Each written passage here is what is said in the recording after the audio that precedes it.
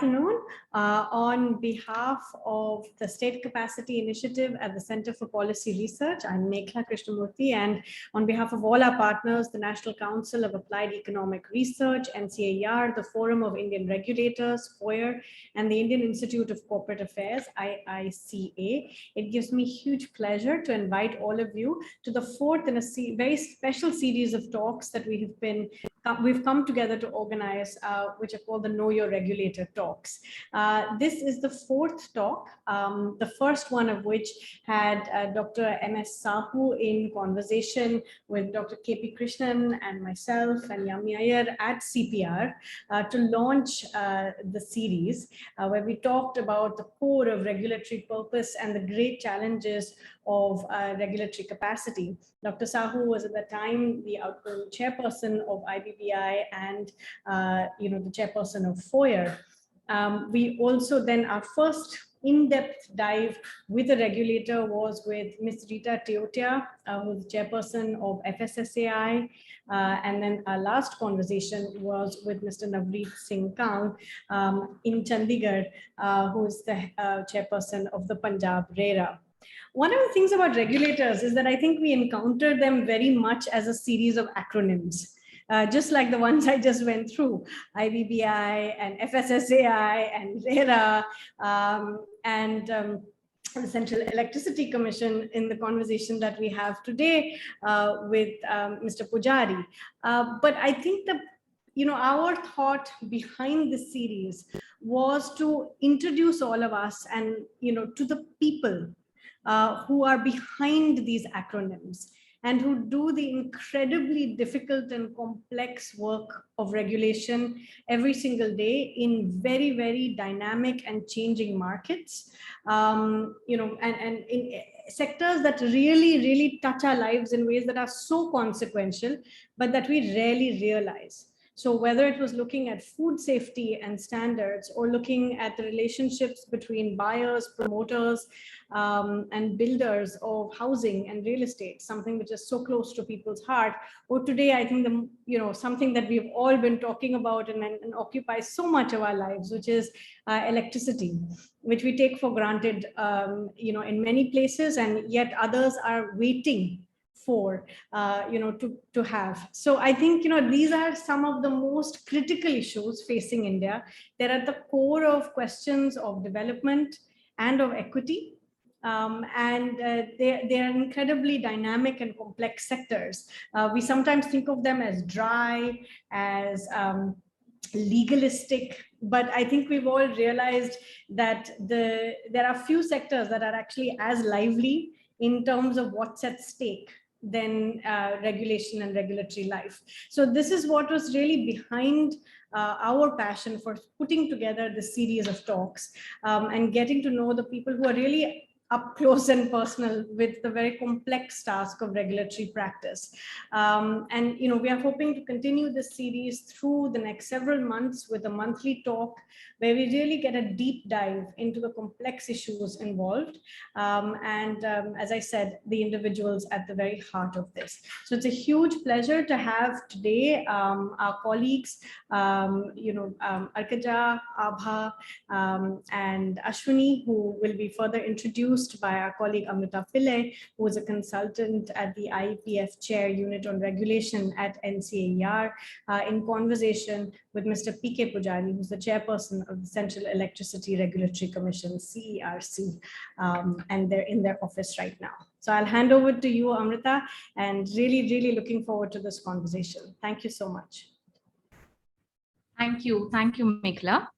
A very warm welcome to the new webinar in the Know Your Regulator series. Today, we will interact with Shri P.K. Pujari, the chairperson of the Central Electricity Regulatory Commission, the CERC. Welcome, sir, to the talk, and we are glad for this opportunity to interact with you. Let me introduce you to our audience. Shri Pujari is a 1981 Gujarat cadre IAS officer who superannuated in 2017. During this time in the government, he has handled several departments and ministries, both in Gujarat and at the center. These include the power, commercial, taxes, and finance portfolios. In the power sector, he has worked for more than 7 years as Director and Secretary to the Government of India. As Secretary, Ministry of Power, he has been He has been part of many important initiatives and has them to his credit. These include the UDAY, the Yojana for Sustainable, Operational and Financial Turnaround of Discoms, the revised tariff policy of 2016, the revised National Electricity Plan, the coal linkage policy for power plants, among so many others. He was also very closely associated with the signing of the National Solar Alliance Framework Agreement during the COP22. He has been the chair of the CERC since early 2018. So thank you, sir, for being a part of this series again. Regulators are fairly recent, in the Indian state, with a few exceptions. They have gained momentum since 1990s. Through this series, we wish to bring forth and discuss the everyday administration of regulators, and these include aspects of their functional domain, the processes, procedures, and people deployed to execute functions. Our focus today is on the Central Electricity Regulator, which is a statutory body set up in the year 1998. It was subsequently reconstituted in the year 2003 under the Electricity Act. Its main functions include licensing, tariff setting, adjudication of disputes, specifying and enforcing standards. Electricity, of course, is a concurrent subject. Power and responsibility, therefore, is shared between the center and the states. The CERC specifically regulates tariff for generating companies owned or controlled by the central government, interstate transmission of electricity, and other aspects that have an interstate dimension. The state electricity regulatory commissions, the SERCs, regulate tariff for generation, supply, transmission, and wheeling of electricity within states. For today's discussion with the electricity regulator, we have Swain with the Initiative on Climate Policy and Environment at the Center for Policy Research. He has extensive research experience on the political economy of electricity and the link between energy service needs and climate mitigation goals. We also have with us Ms. Arkaja Singh, a lawyer by training and a fellow at the State Capacity Initiative and Policy Research, specializes in research at the interface of law and the Indian administrative state. Dr. Abha, she is the director of the Forum of Indian Regulators, the FOIR, and an associate professor at the Indian Institute for Corporate Affairs, the IICA. She leads research and capacity building. Joining me in the introductory remarks was Dr. Meghla Krishnamurthy, who is a senior fellow at the State Capacity Initiative at CPR, as she said. She's also the associate professor .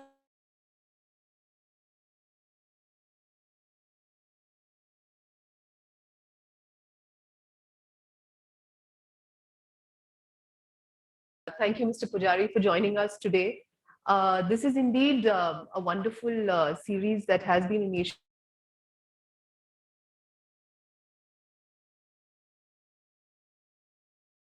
with the Central Electricity Regulatory Commission and, of course, the chairperson being with us. Now, as Amrita said,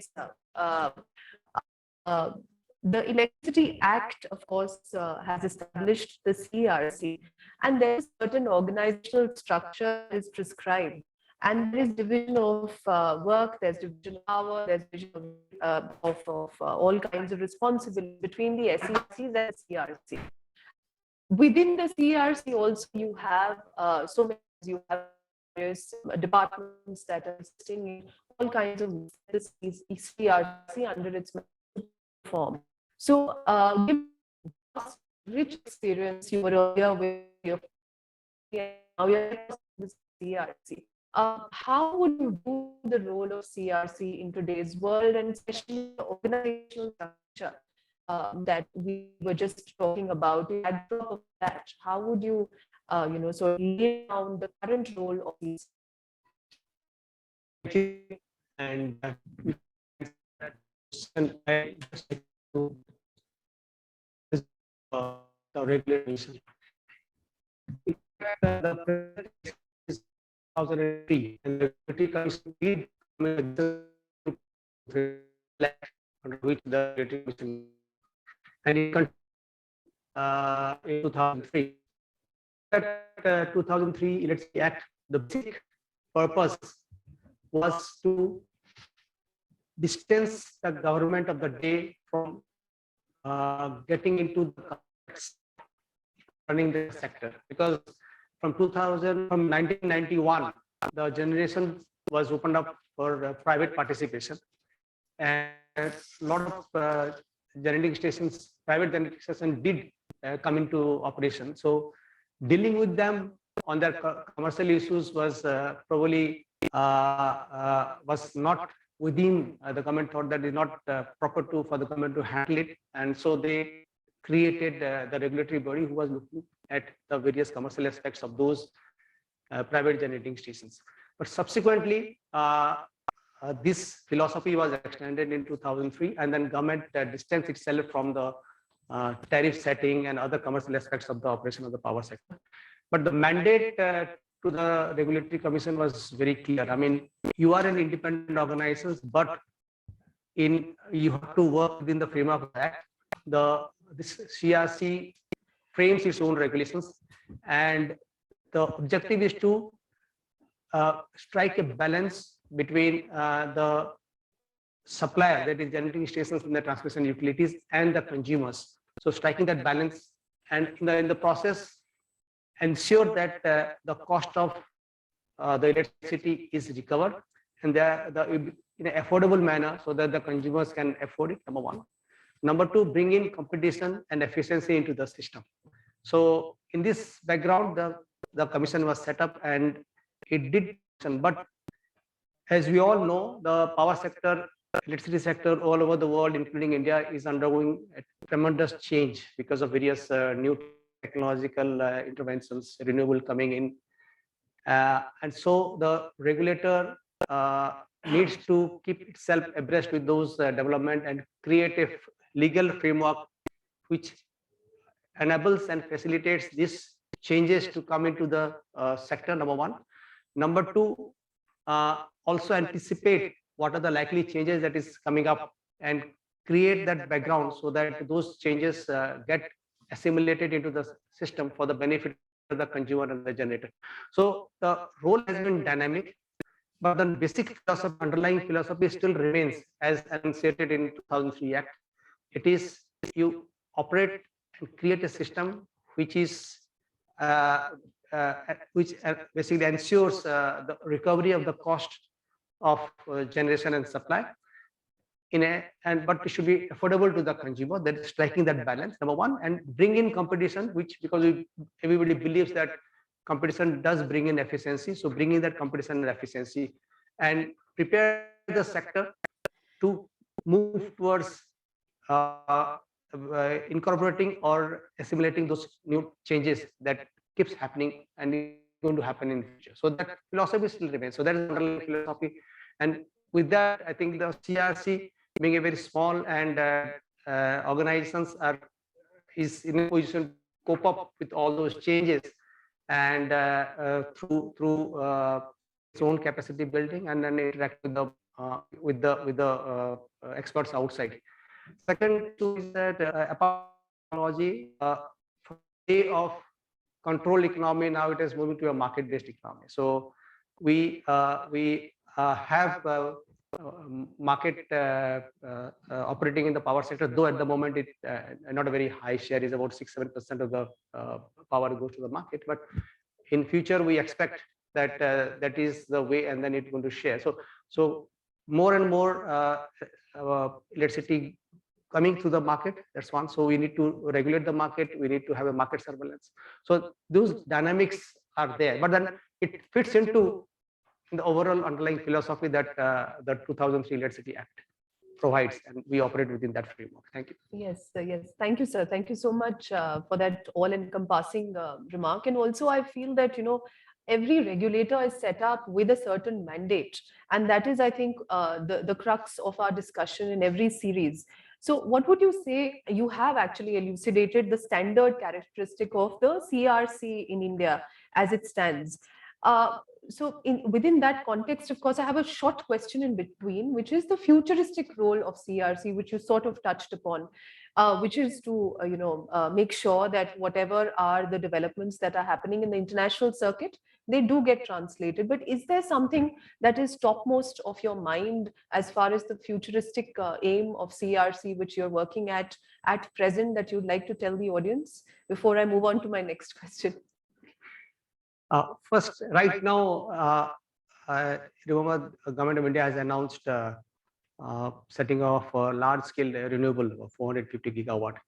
Now, that generation needs to be integrated to the Indian grid. So that's the biggest challenge that we have. We have to facilitate integration of this renewable.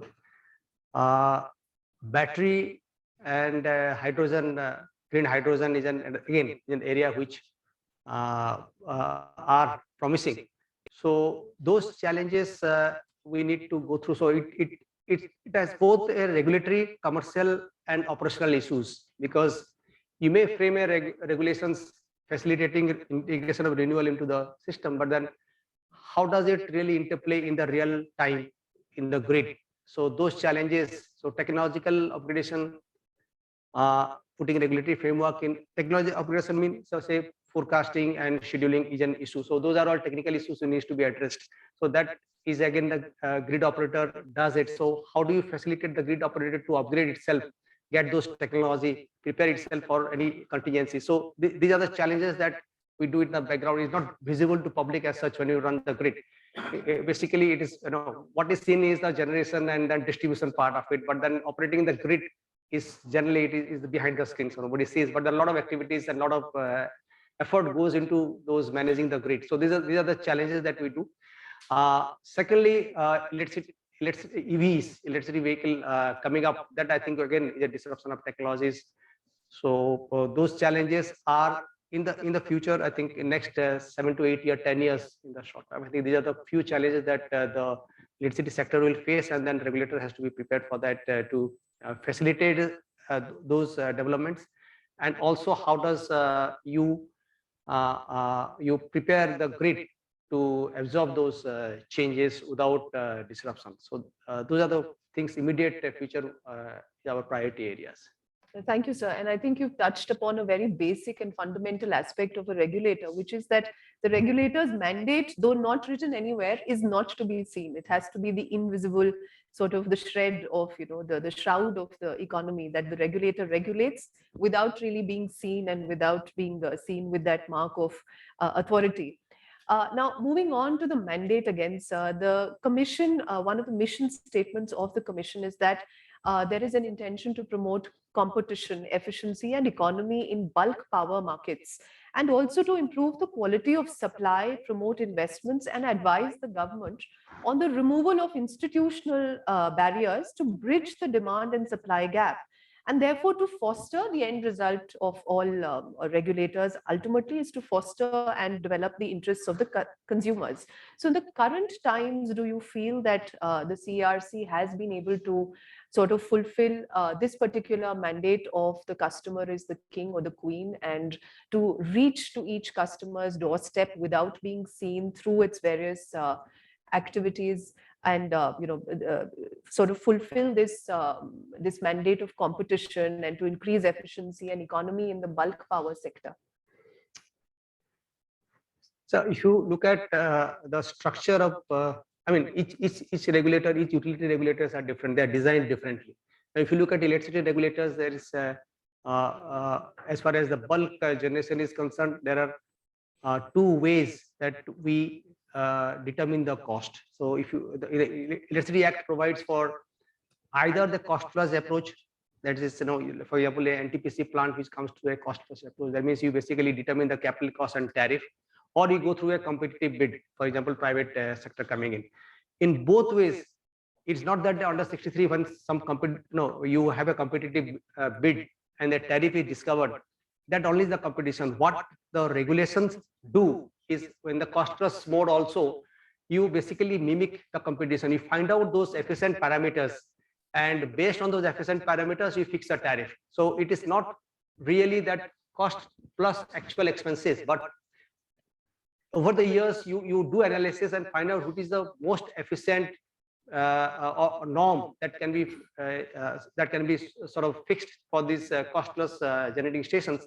So though they are not, price or tariff is not discovered through the bidding process, but through fixation of the normative parameters, we mimic the competition. So in both ways, costless or in competitive bid, what the commission does is discover the tariff which is competitive. I mean, so competitive, of course, we can't say that it's high or low, in the sense that it depends on the various parameters, what time you do the bidding and on what basis, where the location is. But it is the best price discovered at that point of time. Now, once you do that, to the ultimate consumer, it is a generation cost plus the transmission cost plus the distribution cost, and then it goes to the final consumer. Again, the electricity sector is basically a concurrent subject. So we have state regulators and the central regulator. The state regulator determine the tariff of the distribution utilities. So they take the price that is, or the tariff that has been set by the central regulator, both either through costless approach or a competitive bid approach, and they add the transmission charges, again, which is determined by the central regulator. And once they get that cost, they fix the tariff for the utilities, which is to be passed on to the consumers. So the efficiency that finally, or the benefit of efficiency that finally reaches to the consumer is at two levels, both at the central regulator level and the state regulator level.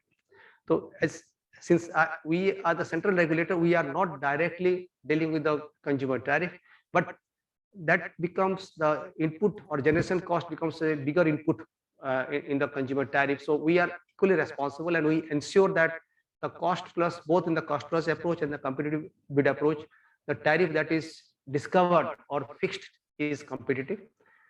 And there is no, and as far as transmission is concerned, those are again largely bidded out projects, so they are pretty efficient, and the assets are utilized and not stranded, because if the assets are stranded, again the cost gets passed on to the consumer. So the approach that the Central Commission does is fix the tariff in a very, based on a very competitive and tight normative parameters, discover tariff through competitive bidding, and make sure that the transmission system is planned in an efficient manner, so that there are no stranded assets, and they're utilized to a highest maximum possible extent, so that the efficiency is passed on the consumer. So these are the three areas that we operate. But the bidding guidelines based on which the competitive bid takes place is framed by the government as per the Electricity Act. All the bidding guidelines and the way the bidding is done is to the guidelines is prepared by the government, and that becomes mandate for us. Our jurisdiction gets limited to those bidding guidelines. But if you remember, or you know that over the years, like for example, solar and wind, the price has been coming down sharply through after the competitive bidding. Of course, the international factors play a major role in that. But those when falling tariff gets, you make sure that those benefit of those falling tariff or cost gets passed on to the consumer, so the consumer benefit. So this is a broad framework under which we make sure that the efficiency, economies of scale, and the competitiveness of those tariff gets passed on to the consumer. Ultimately, it is the state consumer who factor in and then fix the consumer tariff. Thank you so much, sir. You've really sort of, elaborated on the parts which I think a lot of our audience were, wanting to know more about. And now, before I move on and pass the baton to Arkaja, I was just wondering, can we touch upon the micro aspects of CERC itself as an organization? Because as a regulator, one finds that, the talk, of course, is that a regulator has more autonomy. And this, of course, is something which Arkaja will be asking you more about. But the role of a regulator is a unique one in a democratic framework, because you have the legislature, the executive, and the judiciary. And then the regulator is set up in sort of, a different pedestal altogether, saying that, you'll have more autonomy and you're answerable to, or not answerable to, the larger framework of things. Now, within that, to function as CERC, as an organization, how do you think the multiple roles of CRC translate into the institutional and administrative structure, architecture of the authority itself? By which I mean that, for appointments, for HR related issues, for financing, for securing technical and administrative capacity that's required to run an organization. Do you feel, as the head of the institution, you have enough autonomy? You think there are some areas which could be looked at closer? What is your take on that, sir? See, I mentioned earlier, each of the regulatory bodies are different. If you look at CRC, is a very interesting organization. I mean, we have almost like legislative power. The regulations that we make are subordinate legislation, and they are placed in the parliament. So we adjudicate based on the act, rule, and the same regulations we make.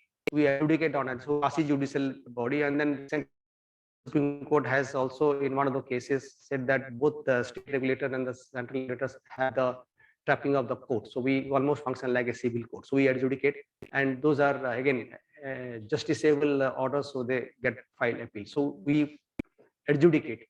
Third, we also operate in the sense that if you look at the whole system operator and how they function and what will be the deviations and what is the transmission planning, so is almost like executive function. So we are organizations which have all the three elements of legislative, judiciary, and executive.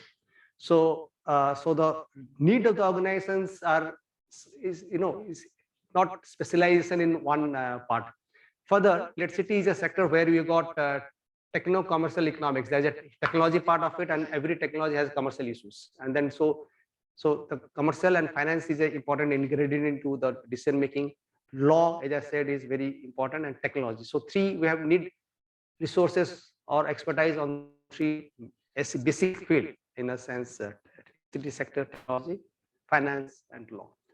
So that's the biggest challenge, because to get competent people in all the three sectors, all the three areas is difficult. Being in the electricity sector, we have probably people available with technical background. To get finance and then law is a issue, but we have in-house people who acquire capabilities, and then I think they contribute huge amount into the system. But as far as autonomy is concerned, yes, we have autonomy to the extent that day to day we don't report to either ministry or anybody else, but there are general financial guidelines under which creation of the post beyond a level, again, we need the approval of the government. But I don't think that's a major challenge. As and when any regulatory body does request government of the day to sanction additional post, yes, the process has to be followed, I think, but it ultimately comes. I don't think that's a major issue. And since we generate, like any other regulatory body, we generate our own resources. It is not a burden on the budget in that sense. But anyway, whatever resources we generate also is public money. So obviously, that part we take care of.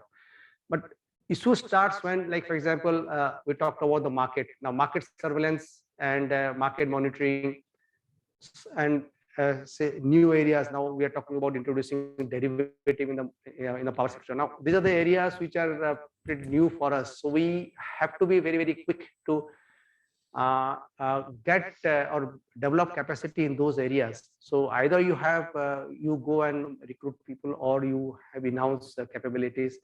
So we do analyze and then take a call how to upgrade ourselves, and but it's not been a very major challenge. The quality of officials or manpower is not a challenge at all, and the resources is not an issue. And then, as I mentioned earlier, I don't think we have any issue about getting additional manpower sanctioned for the post. But the nature of the requirement changes. Maybe what was required 10 years back, probably we need different type of people there. So we need to have that reorient and retain our own people to upgrade themselves. That's the biggest challenge. So thank you, sir. And I think so that one of the unique things that you've said about the role of a regulatory authority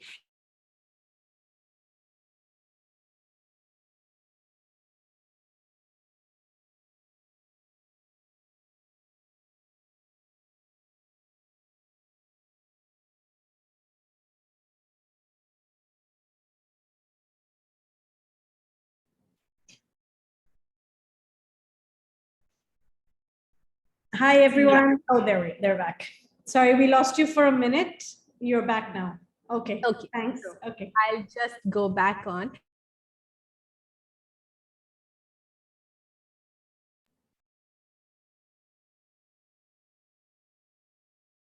I think they're having a little bit of technical difficulty at their end. Market Give conditions. them a minute. Sorry, Arkaja, we lost you again. If you could just begin your your question again. You was frozen for a second. Okay, go ahead. All right. So I'm sorry about that. So one of the key features of a regulatory authority seems to be the ability of that authority to respond quite fast, to be quite quick on its feet and be able to respond to complex technical demands in a rapid sort of time frame.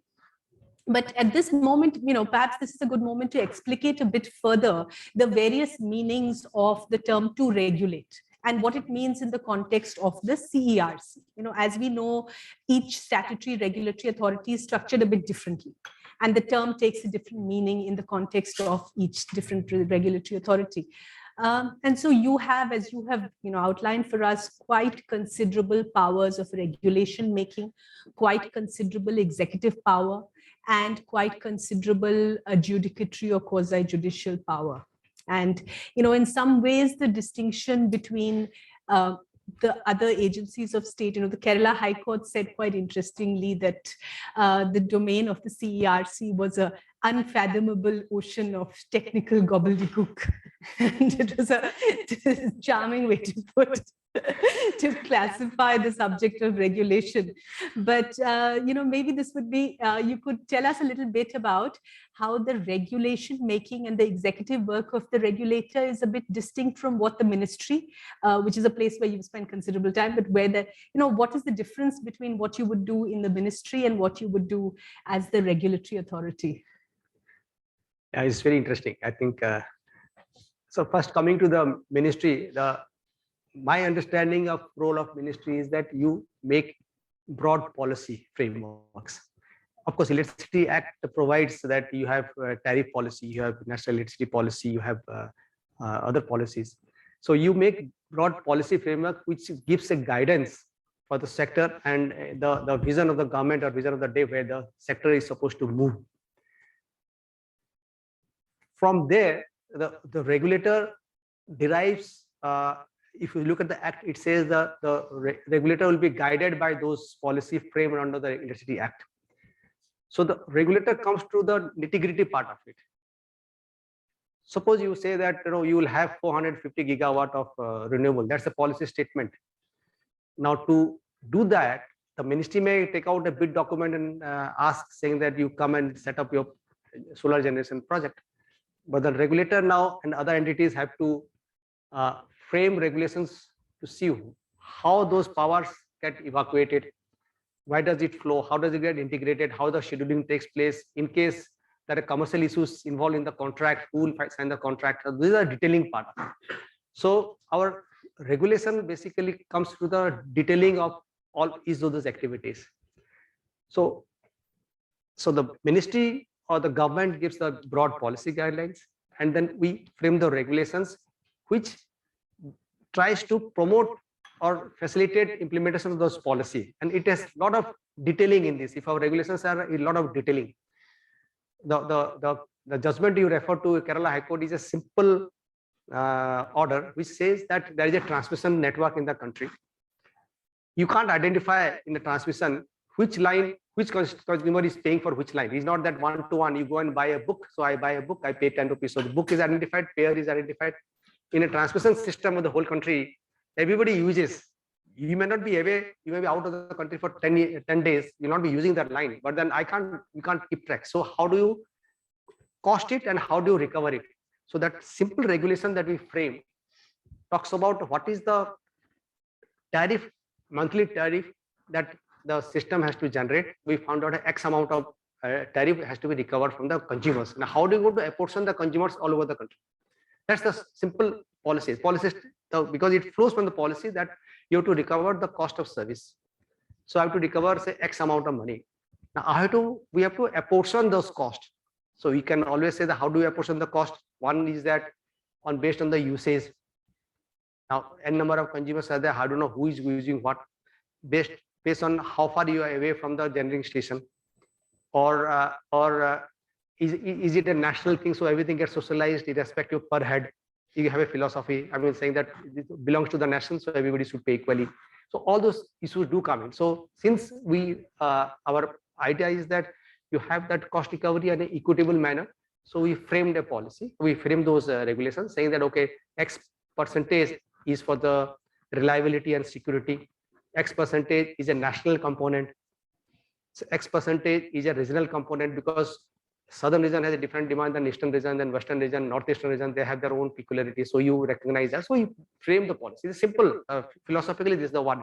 But when you write down those regulations, exactly how to estimate each of those components, it becomes very complicated. Technology, finance, and the mathematics do come in. So that's why it becomes very difficult for anybody to read those regulations. Yeah.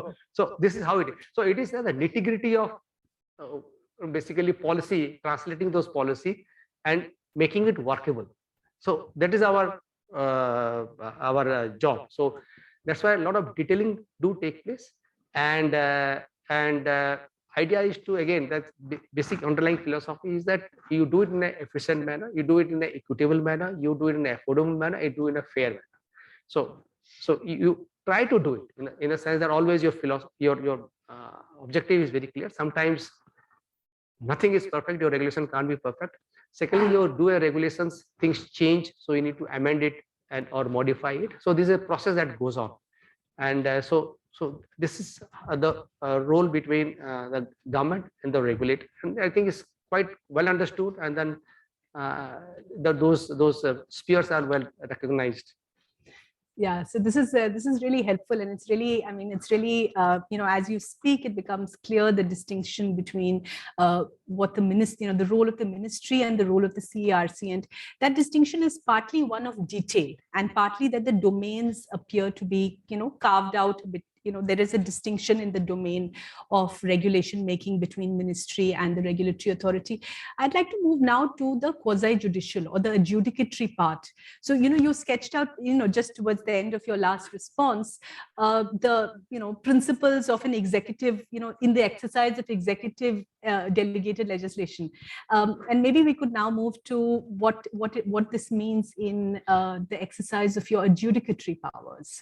How is that distinct from what the judiciary does, and in what ways, what sort of framework of principle and rationality it's kind of yeah. So again, that adjudication power, we derive it from the which provides that the regulatory commissions will be the adjudicating body for any contractual dispute related to electricity sector. So we, as earlier mentioned, the central generating stations, or as Supreme Court now has pronounced, and which has become a law now, any composite schemes. Any composite scheme means any particular generating stations which supplies to more than one state, that become the composite scheme. They fall within the domain of the CERC. So a private generating station or a government generating station, central government generating station anyway are within the domain of CERC, but if a private generating station also supplies to more than one state, it comes within the domain of the Central Electricity Commission. Secondly, the transmission. Again, transmission is a natural monopoly which runs across the country. So those are within our domain. So the state is having intrastate generating stations and intrastate transmission utilities, and the distribution utilities are within their domain. So any contractual issues that arise is adjudicated by us, and we have our own procedure because the Act provides that we'll have our own procedure, and we have the power of civil court, and then we follow the process of civil court. So adjudication, one is a dispute adjudication, and second is the tariff setting. Now, tariff setting, I don't call it adjudication. Is the tariff setting is a different process, but then we follow the same natural principle. A petition is filed for tariff setting. We issue notice to all the respondents. They do file the respondent. We take a speaking order, saying that giving a detailing of why we accept certain contentions, why don't agree with certain contentions or submissions, and then we issue the order. This is how the tariff is fixed. But adjudication comes whether a particular clause of the power purchase agreement, power supply agreement, or some change in law issue comes up, force majeure issue come up. We adjudicate what is the provision in the PPA or the contract, and what is the law prevailing, and whether the parties that they claim some compensation or additional cost recovery or the tariff, whether they are allowed or not allowed. So we follow those the basic principles of so adjudication, and then issue speaking orders, and then our orders are applicable in appellate or in high court. So orders are self-speaking, and then probably in the earlier days when all the entities were government entities, like on both the sides, not many contractual issues or commercial issues did come up to CERC. But now that large number of private utilities are there, both in transmission, in generation, so these issues are very, very important, and a lot of stakes are involved, in the sense that power, I mean, you to set up 1 megawatt is about 5 crores, 4 crores. So huge amount of commercial stakes are involved. So our intention is to address or adjudicate those issues as quickly as possible and in a fair manner.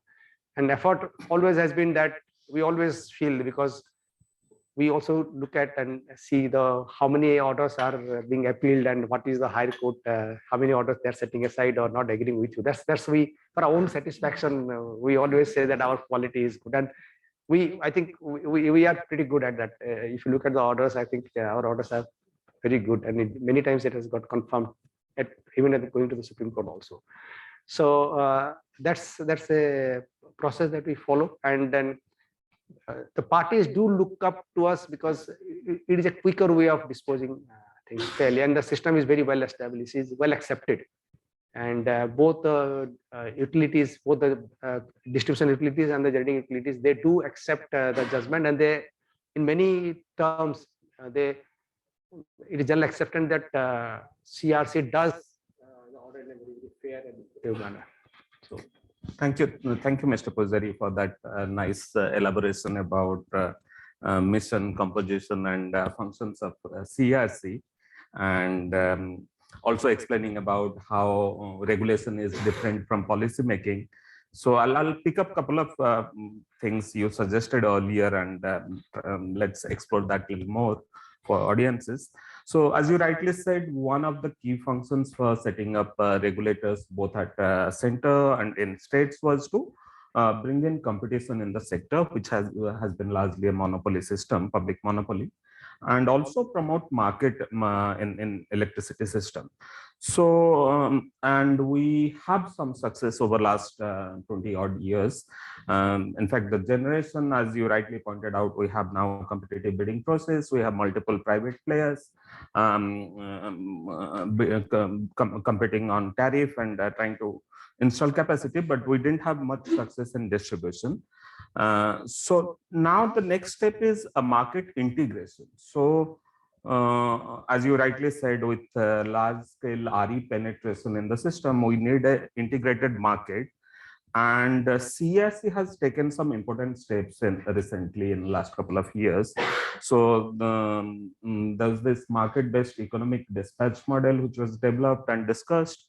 That's still a proposal, and there has been also trial with security constrained economic dispatch with NTPC plants particularly.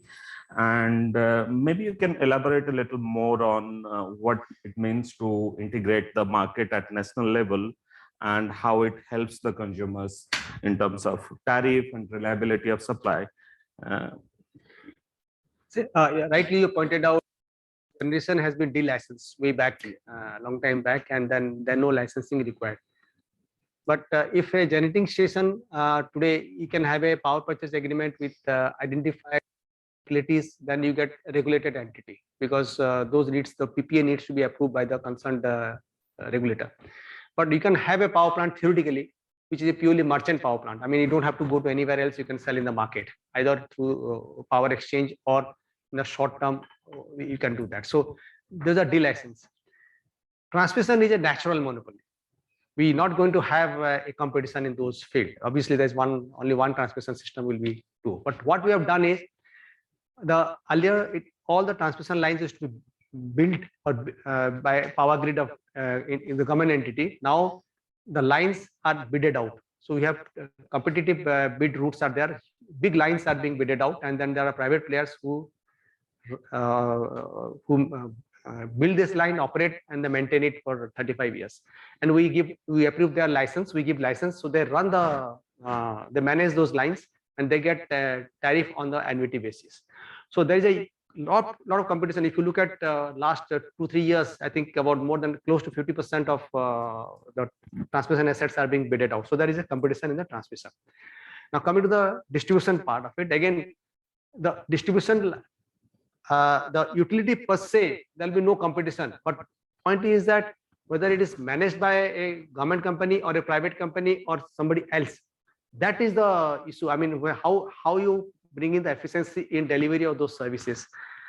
So unless one issue that was thought about is that you have a carriage and content separation. So the distribution utility, you take the lines part, make it a separate company, and like a central transmission utility who basically owns all the transmission, there's a monopoly, and you allow people to supply in that line. So supply business can be competitive. I mean, you have 2-3 suppliers supplying, and I have an option of switching over from one supplier to other supplier. But the lines remains. I mean, that's again a monopoly. So somehow this was thought about it. It was the Electricity Act was drafted, but it didn't go through. So it has not been done now. So recently there was a talk about de-licensing the distribution utilities. But again, in one particular area, there will be one utilities. And so switching over from one supplier to other supplier, that at the moment, the way the law stands, or at the moment the act stands, it's slightly difficult. Or it's not really workable in that sense. We need to do a lot of work on that. So there's a limited part, that the competition that end is limited. But there are issues, there are development which needs to be looked at. Now, traditionally, we have long-term PPAs, 25 years of PPAs were there. Now, at the moment, because of the dynamics of power sector, there are not many takers for those long-term PPAs, 25 years PPAs. So I don't think in future many such long-term power purchase agreements will fructify. That means the portfolio of the buyers, if you look at the distribution utilities, which today is dominated by about 70 to 80% locked in through a long-term PPAs, will start coming down. So we are looking at, or personally, I believe that maybe in the future, for a good utility, say for example, state like Maharashtra, Gujarat, or Tamil Nadu, which are large, fairly large, 40 to 50% probably they can lock in with the long-term PPA, 30% throughout medium-term PPA, which ranges between 3 to 5 years, and rest 10-20% will be probably the short-term market they will go in, because they need to see because the whole load curve is changing, the seasonal change takes place, the daytime change place. So if you lock into a long-term PPA, you don't have the flexibility of it. So this is happening now. So if that happens, then the market, the demand from the market today, which I say that about 6, 7, 8% of the power goes to the market, this market will going to grow. So by necessity, I think people will go to the market and buy. So that's one part of it. So that will happen. So our job as a thing is to facilitate those market operations. So we have different type of product. Till now, because of issues we had, we did only the day-ahead market, and our term-ahead market was limited to over 11 days. Now we are going for longer period of product, which already the power exchanges have already filed petition before CERC to introduce product which are beyond 11 days. So you'll have probably contracts of 3 months or 5 months or 6 months or 3 years. So those are going to be available product in the market. So there will be a lot of deepening and widening will take place in the market.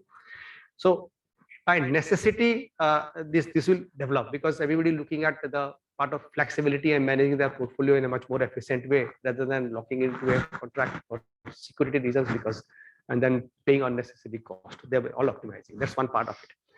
Second is that the scheduling that takes place on the PPA basis sometimes doesn't optimize the power sector. Like for example, I may schedule, you may not schedule, and that power that you don't schedule is a cheaper power. So ultimately the system loses. The gain to the system is minimized. So when you talk about security constant economic dispatch or MBED, says that instead of every individual procurer scheduling based on a contract, can you pull everything together and put in the market and then schedule it so that the stacking is done from the cheaper to the higher, and the cheapest one gets 100% dispatch. The efficiency gain that you get from the system is the cheapest power should get 100% dispatched. They should not get remain undispatched. So that is the basic concept of the MBED. I mean, you aggregate all the demand, aggregate all the supply, come to one place and find a discovered price which is efficient. In the process, you dispatch the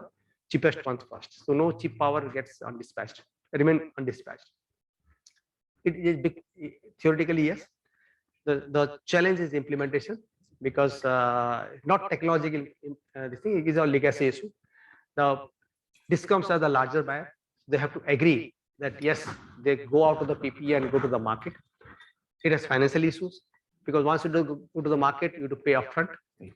Where today you have got 30 days of credit available to you, so they have the resources. But there are a lot of effort being made by ministry and by us that we will proceed towards that. So it is a slow process. We have floated the paper. A lot of comments have come. We have been discussing with stakeholders, and my understanding and my reading of the sector is that yes, it will happen definitely, but it is its own way of people accepting it, because they have to change their way of managing the sector. So that's a challenge. And economics, security constant economic dispatch is running for last 1.5 years, and it's pretty well. That is a precursor to the MBED. I mean, basically, it is a pilot project to the MBED.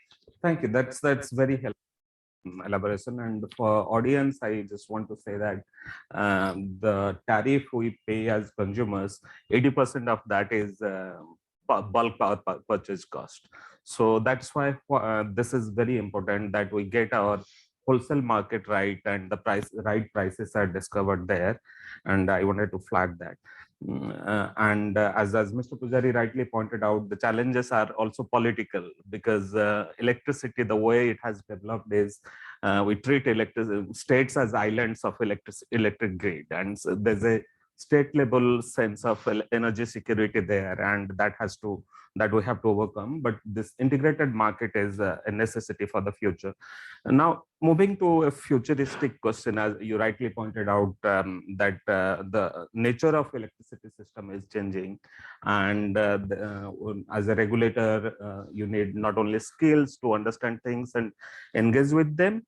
So, also, recently there was a draft national electricity policy which sort of emphasizes the need to shift towards light touch regulation. And this has been reiterated by the Ministry of Power several times in various media platforms. And considering this transition happening in the sector, we are now moving away from a predictable system, which was where the supply sources and demand was quite predictable. Now, even our supply sources are variable, as well as with various behind meter interventions, demand is going to be variable. And the other point you pointed out, we are also moving away from a control economy to a market-based economy. A large part of the investment in electricity system is going to be from the private sector, and a larger number of players also. So given that, what does the light touch regulation mean? Is it a reduced role for electricity regulators, or there would be more substantive role for regulators? Because there's also several consumer related issues which affects citizens and the businesses equally. Maybe you can reflect a little bit on that. I'll try to limit myself. When you talk about light touch regulators at the state level, it will be slightly different than what we do. I had mentioned earlier that the whole starting point in the value chain of electricity is the generation is the first issue. So the basic cost comes from the generation cost. If you go through a competitive bid, is much easier. You provide a guideline, bid document, follow a process, discover a tariff. So the tariff is discovered. So you make sure you ensure that the process is fair, transparent. It is done in a competitive way, and the discovered tariff is adopted. So it is much easier. The difficulty comes in the cost plus, where you really determine the tariff based on n number of factors. Now there it is a time consuming. So what we are now thinking is, but initially there was a thinking that we do away with the cost plus approach altogether and go to the competitive bid approach, but I think finally everybody realizes no, you can't do away with one option. Both the options have to be there because things change, and so today nobody is talking about that you do away with the cost plus approach. That will remain. So idea is the how do I make a regulation which makes it much simpler.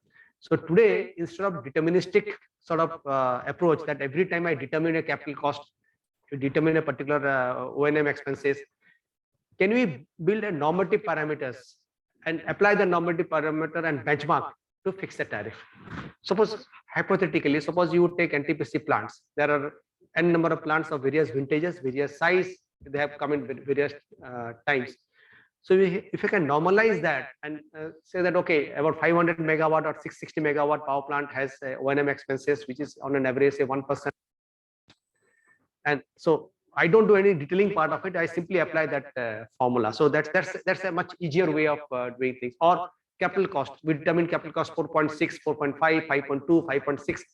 Can I have on an average a normative number, say about 4.5 crores per megawatt, and then do it. So upfront I determine this is the cost. So the gain or losses on an average evens out.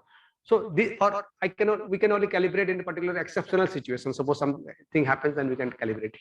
So this sort of normative regulations, so now we are moving into, so that those time, that energy and effort that you make to fix up these numbers are less, and everybody is much more predictable in the sense that I know that we put the norms, we put the benchmarking so that everybody knows that this is what the regulator is doing. So, but then once you do that, your job doesn't over, because there needs to be calibrated periodically. We can't make a benchmarking and a norm and then leave it, and then after 10 years we sleep, and it doesn't work. So it has to be updated or either improve, lower, higher, you depending on what is happening in the thing. So it will be much more sensitive to what is happening in the market when you fix the norms. So this is one way of doing things. Second issue is the other part apart from this regulation. Other part is which also flows from the regulation. Like for example, today we have multi-year tariff, in the sense that we have a regulation which is in force for 5 years. So there is a certainty in 5 years. These are the parameters that we fixed. So these parameters are applicable to 5 years. It's not the 1 2 year. We call it multi-year tariff. So we have a suppose control period of 2019 to 2024, 5 years. Whichever power plants do come in or whichever power plants are operating, they approach. Then these are the norms that we have notified.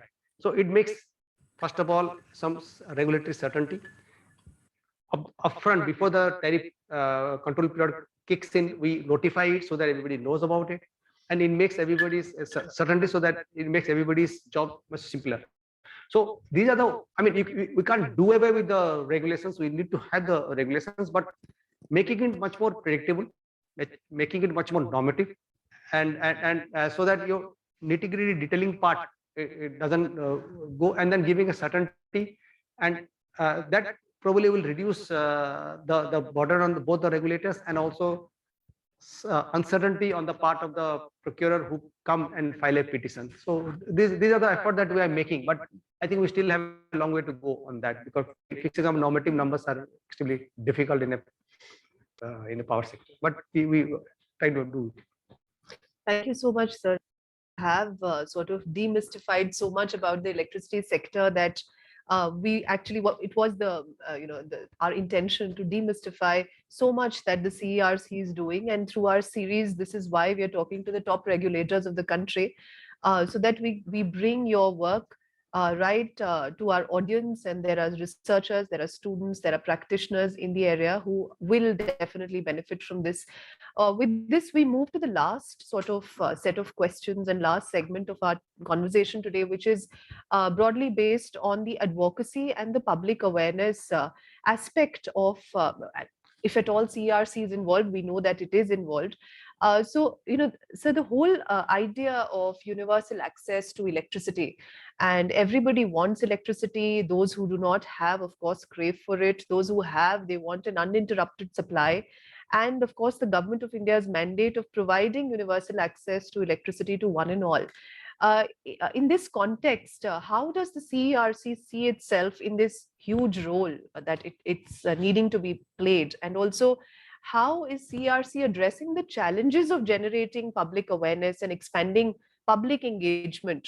And do you think it can be strengthened across urban and rural India? So, of course, a lot of questions that I've put into one sentence. Over to you, sir. See, there are, as I told you, this is a concurrent subject. So we deal within a particular level, and the state regulators deal with the state level. In the Act itself, it provides for the state regulator to have various advocacy roles. So at the consumer level, retail consumer level, it is the state regulators who basically make those efforts. But public engagement and awareness is an issue which we also we promote and we encourage.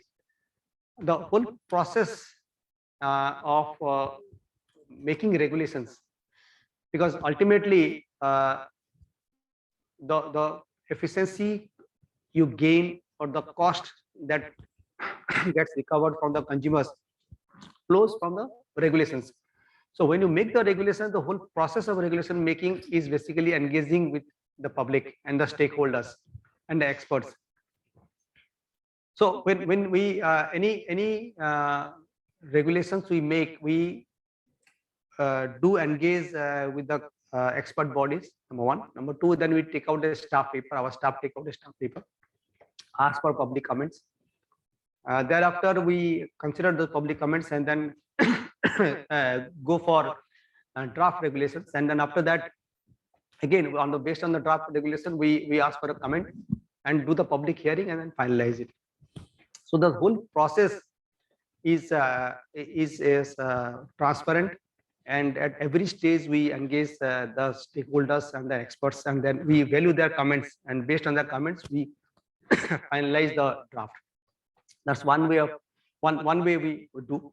Secondly, in some cases, many of the cases which we feel that public interest is involved, larger public interest is involved, we do allow certain non-governmental organization bodies to participate in the hearing. They do bring before the commission the other side of the picture or the counterpoint. So they get actively engaged, and we have recognized certain NGOs, and they do participate, and they are expert bodies. So that's what we do, and we also have interactions with various associations. There are associations and society who are active in the field of power sector, both in transmission and generation. So we do periodically interact with them, and they always send their suggestions. So at our level, at the central level, these are the ones which we do. But at the retail consumer level, it is the state regulators who engage, and then basically do the awareness campaign. But the central PSUs like NTPC, NHPC, and Power Grid, they of course, though they are under the regulatory control of the central regulations, they independently do all those awareness campaign, which of course at their own cost, in the sense that part of the CSR activities. So those activities do go on. So our role as a central regulator in these areas is limited, because we are not dealing directly with the retail consumers. We deal with the association bodies and expert bodies. But if you look at the process of regulation making, type of engagement that people have when you make those regulations, it is quite surprising, in the sense that they go through the regulations and come out with very, very effective. I mean, I give an example. Recently, we took out a draft regulation on the deviation settlement mechanism, and we wanted to deal with, say, waste to energy plant. So, I mean, in a country, if you look at today, it's hardly 6 or 7 waste to energy plants are there. It's just that, and they have difficulties. Small, minuscule part in the country. But we did make a provision. We want to encourage them, so made a special provision. And the type of comment that come in, I mean, somebody far away in some other states, they look at the regulation, because it either affects them adversely or facilitates them. So they read very clearly and they do come out. So our engagement is through those processes. Not so we continue those engagements, and then we encourage any comments that do come to us. So thank you, sir, for this, everything that's been so rich in insight and in detail. And it's obviously spurred a lot of questions, because we have a lot of questions coming in from the audience, which is a very nice thing for, in this day of crowded online events. But so I'll read out a few of the questions, if I may, and then we can answer maybe 2 or 3 questions, and then maybe we can answer them, so that then we'll have time for a few more. So Krishna Gopal Chelappan, wants to know why in an inelastic commodity like water, the regulatory framework as is existing for electricity is still not possible at this end. So basically he's saying the framework, the regulatory architecture of electricity, could you take it to other commodities like water? I think that's the thrust of his question. And Nikhil Tyagi wants to know the parameters set at the time of multi-year tariff approval, how close are they with the actual number that emerges afterwards?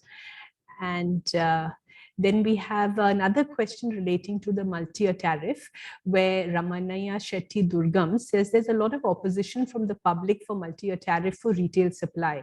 There is no state in India except Maharashtra which is implementing multi-year tariff for retail supply. What is your comment on this? I'll take the second question first, because much easy, because it says how close is the norms to the real. What we do is that, as I mentioned earlier, once you fix the norm, you need, in fact, your responsibility goes up. You need to update it. So what we do is that when you fix a norm for say 1924, our 1924 is the control period. So we start the exercise say 1 year or 1.5 years prior. So in 2018 or maybe 17, we started the exercise. We collated all the data of the last 7-8 years. From actual data from all the stations. Our whole team sits here and we get all the information and see what exactly is actual audited expenditure on various aspects, and find out what has happened. If you make those parameters, are they different from the existing norms? That is that 1419 regulations already there. So how does it compare with the 1419 regulations? And then we work out and find out what will be the 1924 regulations. So we keep calibrating it. In many cases, if you look at, our norms has become tighter, because say in 10 years back, the power plant size was 250 megawatt. Now we got supercritical power plant. So your efficiency SHR has changed. So you start calibrating and bringing to, because those power plants are getting now outdated or they're not there. So our norms are getting tighter. Many things norms have got tighter. In some areas, norms we relax it. For example, we know that certain issues are coming up, which probably they're not in a position to address. Like, for example, water charges. Water charges has gone up drastically everywhere. So the states are charging heavily for the water now.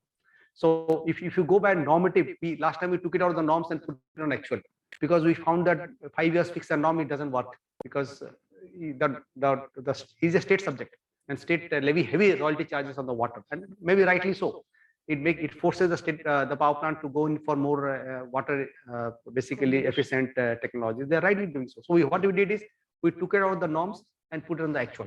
So this calibration we keep doing. And maybe earlier something actual was there, we found that it has stabilized, so we put in the norms.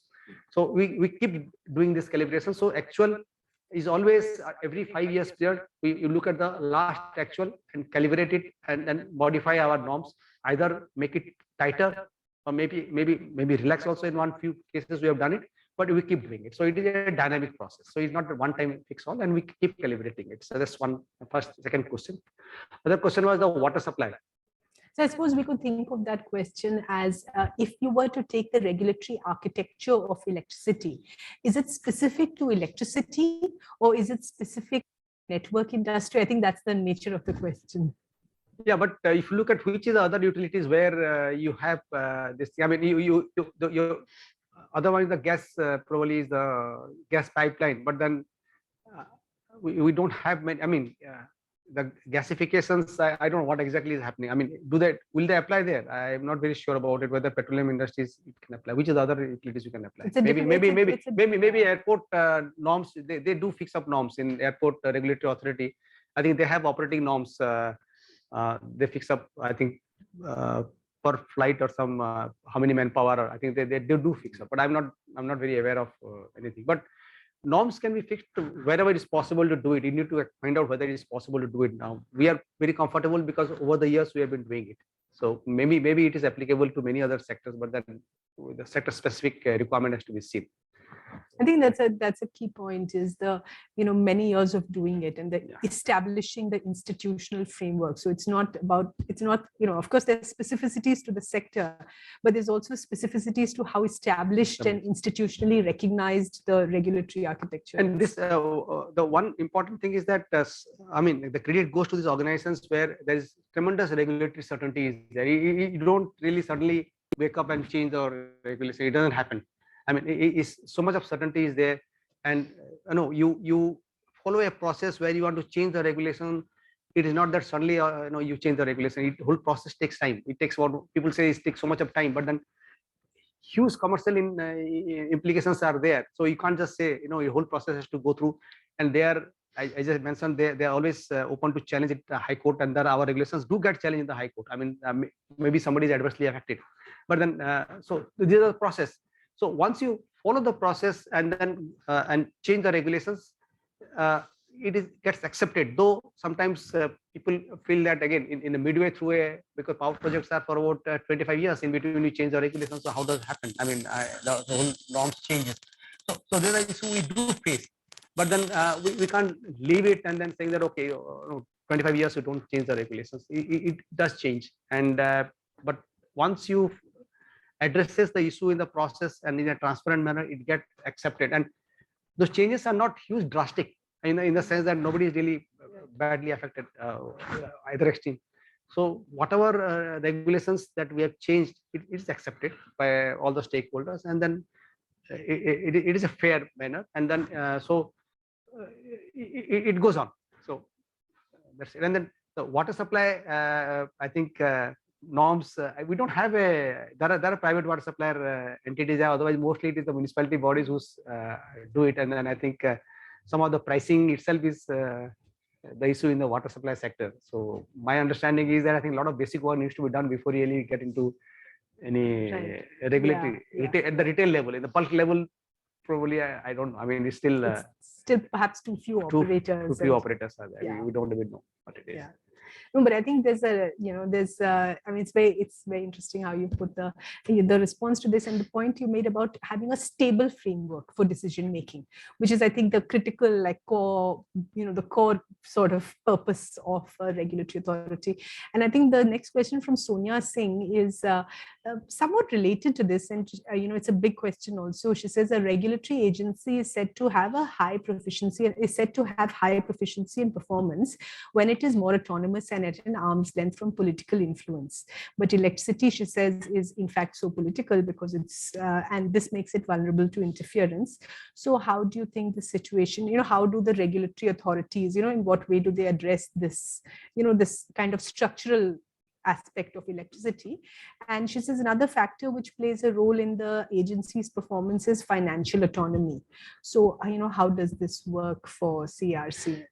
I think this you've addressed in part. Finance, all the regulatory bodies, including the state regulators, except few probably northeast states, they have difficulties. Otherwise, everybody is financially independent because we have charges and fees, and then petition filing fees are there. So we have sufficient fund. We don't depend on the government budget. So as far as finance is concerned, we're independent. It has been built into the system. So that independence is there. Now, Act provides very clear provisions how independent you are. It is basically nothing is left in the Act. It is just that you implement the Act and follow the Act. If you really follow the Act in true spirit, there's enough independence for you. And it's very well check and balance. If there are two provisions in the in Electricity Act, which says that government can give directions to the central electricity regulator, but then also says that the central regulatory commissions will be guided by those regulations. And then the Supreme Court has already said what is meant by guided. I mean, okay, I mean, and it has to be in the public interest. So whether it's a public interest or not is to be decided by the state government. We can't decide. But for whatever reason, suppose the government of India gives a direction to the state, to our regulator, central regulator under the act, for we can be guided by that. We're not bound by that. Neither yet mandated for us. And there is also a provision as far as the commercial issues are concerned, tariff issues is that they cannot issue the, prohibited. They cannot issue any direction related to the commercial and tariff issues. So they can issue direction only in certain areas, and that is not also binding on the thing. But as a regulator, we do consider it.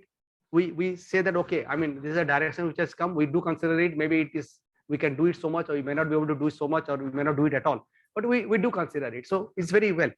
Secondly, there is also a provision where the central legislative regulator will give advice to the government of India. We do give advice to the government of India. Advisory we issue on certain process for making efficiency, bringing market, other things. So those do happen. Again, it is not binding on the state government, but those are the transactions that takes place officially between two organizations, and we appreciate each other's point of view. So we are independent, but again, we are guided by the national electricity policy, we are guided by the national tariff policy. So those are the guiding principles we do follow, but the jurisprudence is very clear what is meant by guided and what is meant by mandated or following it up.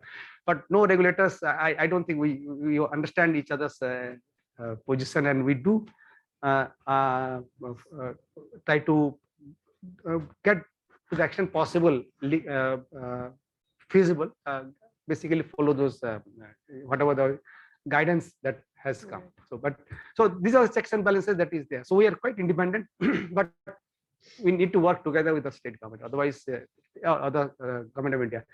At the retail level, the state level is slightly different. The same provisions prevails also exist for the state regulators, but the problem there is that when the retail price is fixed, the act is very clear. The government has to give subsidy upfront. That doesn't happen. The act says that subsidy has to come up because of financial reason. That is not followed. That's the basic key crux of the issue. Otherwise, once the subsidy comes up front, then probably tariff setting will be much easier. So that's the problem. So it is basically implementation or following the act that the issue. Otherwise, structurally there is no issue, and it is very, very clearly articulated in the act. So we have one last small question, sir, from Joya Roy, and then we have a question from Mekhla as well. What is the breakdown on the use of coal, gas, hydro, etc. for fueling NTPC power plants today? What are the figures on renewable energy sources like solar, wind, and actual electricity generation by these methods? Joya Roy wants to know. On the numbers. The numbers. You don't have to have them. I don't have numbers, but broadly, I'll tell you about. Recently, I think the government announced that 100 gigawatt of renewables is achieved. So we have total installed capacity of over 360 gigawatt, or maybe 400 gigawatt, close to 400 gigawatt installed capacity in the country as a whole. So about 100 gigawatt is renewable, and so that is the broad thing. But generation, again, I don't think we at any point of time in the actual we have gone beyond 20% or 15%. Maybe in the daytime peak, I am not very sure about the number because it keeps varying. So generation number will be much lesser than your installed capacity, because renewable solar is generated for 8 hours. So obviously the energy term comes down, share comes down. That's one part. As far as NTPC is concerned, it is broadly 90% is coal. They have a hydro, 1 or 2 hydro plants, limited one they went into, and gas plants are there, but then because of the gas prices, they don't run most of the time, unless in the picking they do run. And I don't think they have new plants, they have any plan to set up. So it is 95% coal based power plant, 20%. And then solar, of course, they are getting into the solar. Now, so that if you take that, probably the share will come down. Coal share will come down, but that is it. Thank you, sir, for thank you, sir, for your responses to all of these questions. And, to the audience, we do have an upcoming session, which we should be able to announce soon on water regulation. So we can, talk about the how to take this question to water regulation, hopefully, sometime in the near future. I'll hand over to Mekhla, Dr. Mekhla Krishnamurthy now to wrap up. And I think she also has a question.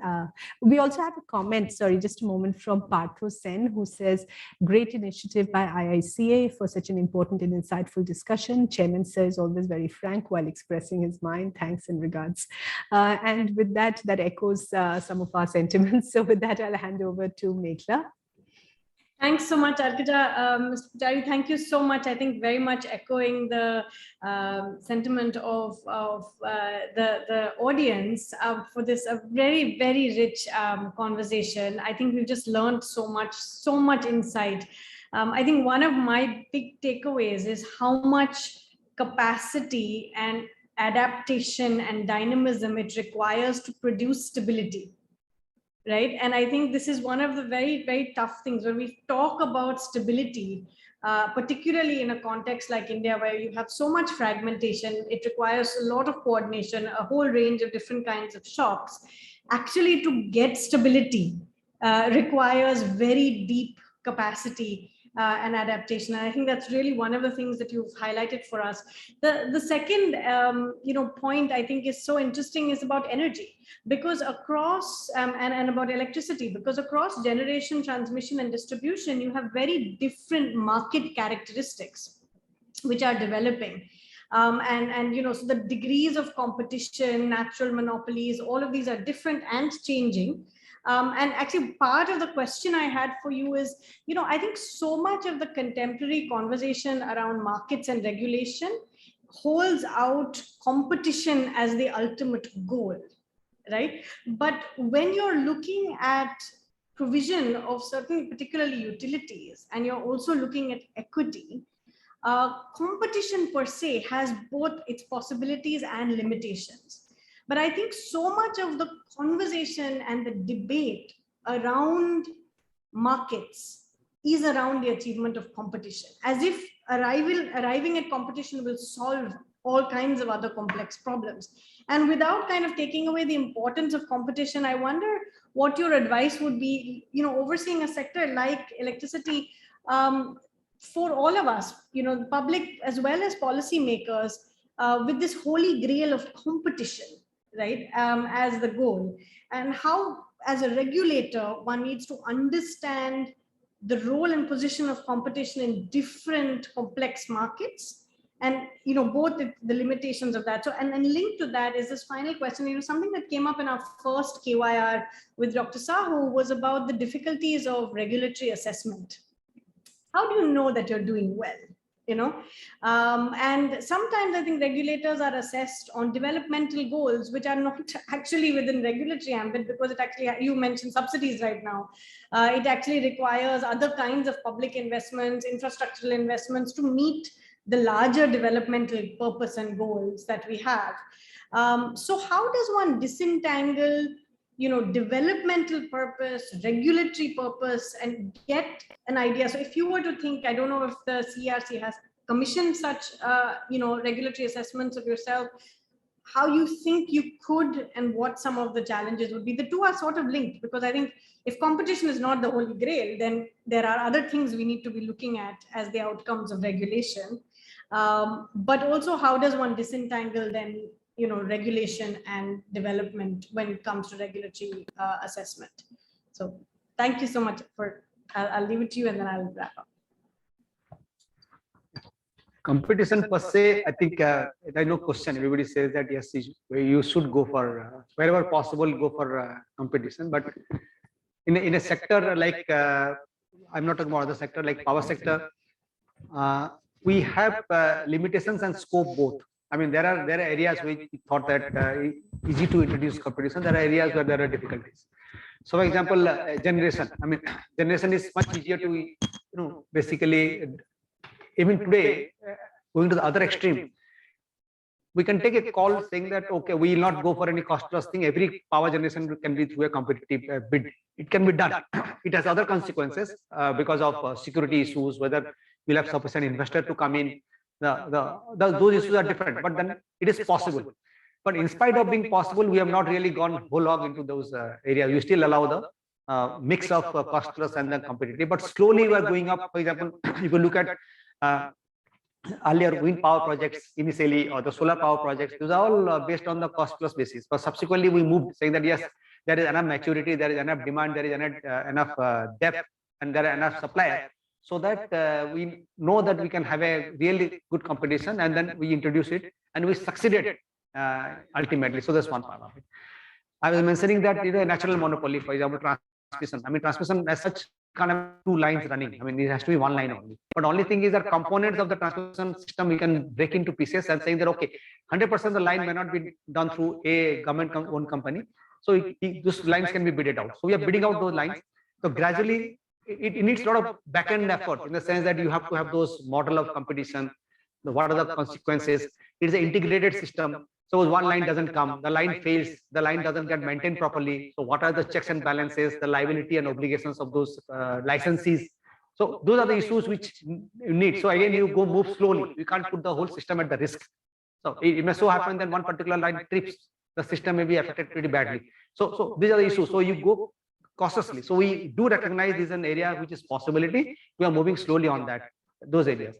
Now, so it is not black and white or either yes or no. You should know precisely, I mean, where the scope exists and how you can bring in those competition, and how slowly or quickly you can move in, and then without disrupting the whole system. So it is an ongoing process. So the regulator basically have to create that framework, and a lot of when a government system or the public sector works, I think there are a lot of comfort for them. They know that, okay, I mean, certain things are there, but when a private sector do come in a competition, a lot of things, clarity they require on a commercial and contractual issues is, the happy thing has to be very, very clearly written down. When you have a PPA with NTPC and a PPA with the private sector, you can look at those contract, the document, you can see yourself. I mean, how much different and how much nitty-gritty has been worked out. So those capacity and the recognition of the other side to take the risk.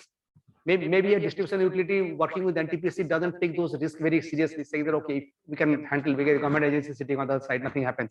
I paid 10, so X amount extra, also nobody questions. But a private entity, I think he will be looking at everything very clearly. So those are the slow processes, but we have moved quite a bit in that. So idea is that there are competitions possible in many areas. We should recognize that, we should experiment, and once you make ourselves, when you get that comfort, yes, it works, you start moving in slowly. It cannot happen in one night or by one stroke of the act. I mean, that's my understanding. It is a slow process, and slowly. So similarly, this market thing also today is pretty low compared to many other countries. Our market share is pretty low. But as I mentioned earlier, I at least personally see the future that this share is going to go up gradually, because the nature of the contract and nature of the portfolio of the power is changing. I mean, in the sense that, I mean, it is a necessity. I mean, it's just that nobody can now lock into 100% my requirement, peak demand into a long-term PP. No way that is going to happen. So they're going to have a mix of various contractual short-term, medium-term, and long-term. So it will create a market for itself, and new products are getting introduced. So this will come in. So we have to recognize that these are the issues these are the development that is happening, and keep the framework, market framework, and ready, and also understand the consequences of that.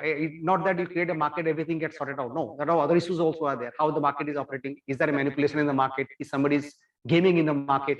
I mean, we have to learn ourselves very clearly, saying that what are the possibilities or danger of such. So we have to create a market there, and the in-house you have to create, understand the market, look at the data, find out whether anybody is gaming, and what are the possibility and what are the regulations that you can do, market surveillance, market monitoring. Those becomes extra responsibility that you take. So it's not that you create a market and forget about that, everything is sorted out. No. In fact, regulators' responsibility, I feel personally that when you create a competition on a market, the responsibility of the regulators becomes much more, because he's answerable now. Something goes wrong in the market. Like recently, the price went up to 20 rupees. I think the questions were asked, why price went up to 20 rupees in power exchanges. I mean, so rightly, wrongly, I'm not saying, but then questions are being asked. So these are the things that we need to address. So it is a process, and the various options do exist. And as far as the regulatory performance or assessment is concerned, I think as of today, there is no such framework, a general framework available where regulators are being evaluated.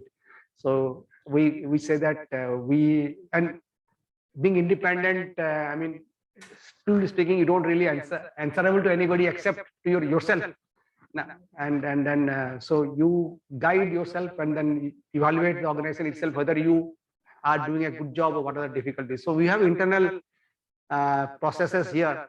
Probably we take stock of ourselves, where do we stand, what is the quality of the order that you're issuing, how many orders are pending, why is pending, why these issues are not getting sorted out. So this is our internal process that we do, but not as a formal framework that we have to really find out what impact. I think there's an external agencies like IICA or other organizations can look at whether, I mean, it's a good option to find out what actually is happening, what are the impact of the regulatory interventions in various sectors.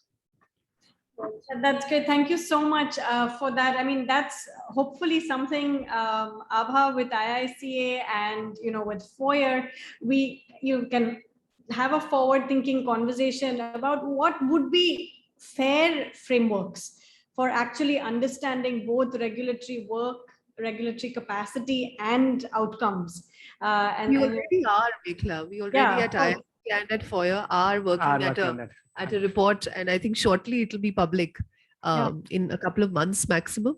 So we'll be happy to share it with you, with our audience, and thank you for that wonderful question. Thank you so much for all your wonderful answers. It'll also be exciting to have a discussion around that report as we look at what kinds of capacities all of us need to build, other institutions need to build to engage well in regulatory assessment in a way that's actually fair. Right. It's like the relationship between auditors and institutions, or evaluators and institutions, must always be one also of understanding and partnership. So for which we actually need to understand the work better before we go down a path of even beginning to do such things, because these are incredibly complex sectors.